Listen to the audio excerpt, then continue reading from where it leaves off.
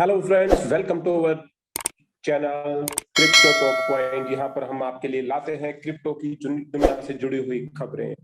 आइए दोस्तों, बढ़ते हैं अपनी पहली न्यूज की तरफ। हमारी पहली न्यूज आ रही है रिपल से। एक्सआर पे रिपल, जी हाँ, जैसा कि आप जानते हैं, रिपल और एसईसी ने समरी जजमेंट के लिए फाइल किया था। रिपल ने फाइनली आर्ग्यू कर लिया है कि एक्सआरपी का जो भी प्रॉफिट था उनका, वो मार्केट फोर्स की सप्लाई एंड डिमांड से आ रहा था, ना कि Ripple and R XRP token holders से किसी को उन्होंने कोई कॉन्ट्रैक्ट नहीं किया था। दोस्तों, एसईसी सिक्योरिटी एंड एक्सचेंज जो कि यूएस की है, उन्होंने रिपल लैब्स के साथ एक कोर्ट में जज को तत्काल निर्णय लेने के लिए अपना एक पेटिशन दायर की थी। उनके ऊपर आरोप लगा था कि उन्होंने अमेरिकन सिक्योरिटीज का उल्लंघन किया है। रिपल और एसईसी ने 17 सितंबर को अलग अलग प्रस्तावों में न्यूयॉर्क के डिस्ट्रिक्ट कोर्ट में एक निर्णय देने की मांग की थी। उन्होंने अदालत को प्लीड किया है कि इस मामले में आगे बढ़ने की जरूरत नहीं है। उन्होंने अपनी तरफ से सबूत देते हुए कहा कि अब इस पे ट्रायल की कोई जरूरत नहीं है, हमने अपने सारे लाभ सिर्फ और सिर्फ लीगली तरीके। दोस्तों, हमारी अगली न्यूज आ रही है बिटकॉइन से। जी हाँ, बिटकॉइन ने अर्जेंटीना में अपना बिट फार्म, जो उनका एक मेगा फार्म है, वो स्टार्ट कर दिया है। दोस्तों, 16 सितंबर को लॉन्च किया गया है फार्म। 10 मेगावाट माइनिंग बिजली पैदा कर रहा है, जो अगले साल पूरी तरह से फंक्शन होने के बाद इसका संचालन करेगा। बिट फार्म्स का अनुमान है कि 2023 में कंपनी अपने माइनिंग प्रोसेस को पूरा करने के लिए 50 मेगावाट बिजली का योगदान देगा। इस मेगा फार्म का जो इंफ्रास्ट्रक्चर का निर्माण है दोस्तों, वो अक्टूबर 2021 में शुरू हुआ था, जो कि एक माइलस्टोन पर पहुंच चुका है। और इसका जो संचालन शुरू करने के लिए बिटकॉइन नेटवर्क में हैश रेट का यूज करने की अनुमति मिल चुकी है।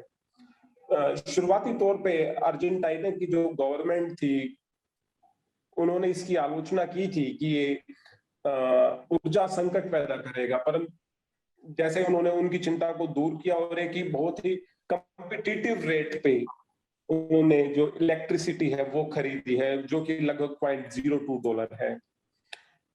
बिटफॉर्म से जुलाई में तक इसकी इनकी कंपनी ने कि इसको दोबारा अपग्रेड करने की बात कही थी कि इसके सेकंड टर्म में इसको दोबारा अपग्रेड करेंगे, जिससे माइनिंग की एक और इकाई को संचालित कर सके। संचालन की शक्ति में लगभग 18 मेगावाट और जोड़कर फार्म के हैश रेट को करीब 200 पेटा हैश, मतलब पीएच तक बढ़ा देंगे। आते हैं अपनी अगली न्यूज पर। दोस्तों, हमारी ये न्यूज आ रही है इथेरियम से। पिछले दिनों में इथेरियम के मर्ज की काफी चर्चा थी। सभी की एक्सपेक्टेशन थी इथेरियम मर्ज के बाद इथेरियम की कीमत ऊपर की तरफ जाएगी, लेकिन इथेरियम का मार्केट डोमिनेंस जो पिछले 30 दिनों में करीब 13% तक गिर गया है। 14 अगस्त 2022 को इथेरियम का जो पूरी क्रिप्टो मार्केट पर है, करीब 19.5% कब्जा था, लेकिन जब से ये पीओएस में कन्वर्ट हुआ है, तब से यह 13% गिरकर करीब 16.8% हो गया है।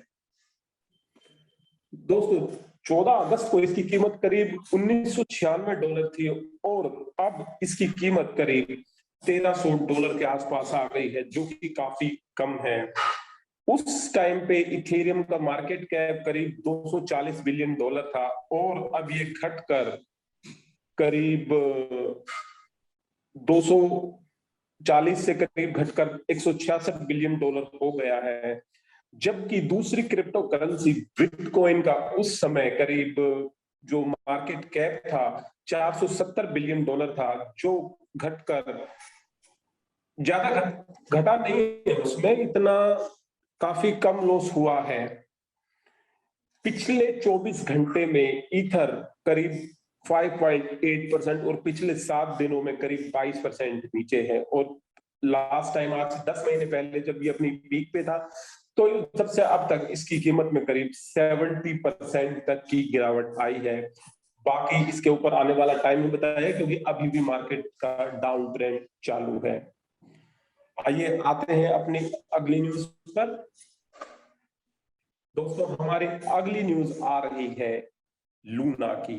जी हाँ, लूना के संस्थापक डो क्वन सिंगापुर में नहीं है। सिंगापुर पुलिस का कहना है कि दक्षिण कोरियाई अदालत ने उनके खिलाफ जो गिरफ्तारी का वारंट जारी किया है वो उसका पूरा पालन करेंगे।